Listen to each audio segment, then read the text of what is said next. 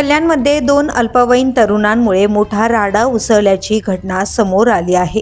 कल्याण पूर्वेतील 100 फुटी रोड परिसरात 2 गट आमने-सामने आल्याने तब्बल 1.5 तास वाहतूक कोंडी झाली. परिस्थिती नियंत्रणात आणण्यासाठी पोलिसांना धाव घ्यावी लागली. या गोंधळा दरम्यान एका पोलीस कर्मचाऱ्याचा रक्तदाब वाढल्याने त्याला तातडीने खासगी रुग्णालयात दाखल करण्यात आले.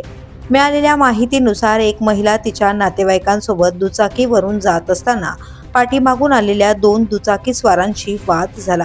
सुरुवातीला कट मारल्यावरून वाद झाल्याचं सांगितलं गेलं.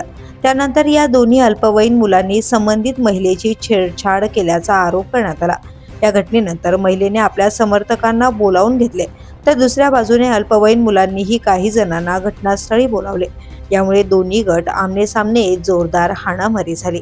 या प्रकरणात कोळसेवाडी पोलीस ठाणे यांनी छेडछाडीच्या आरोपाखाली अल्पवयीन मुलांविरोधात गुन्हा दाखल केला आहे. तसेच अल्पवयीन असताना ते दुचाकी कशी चालवत होते याचाही तपास सुरू आहे.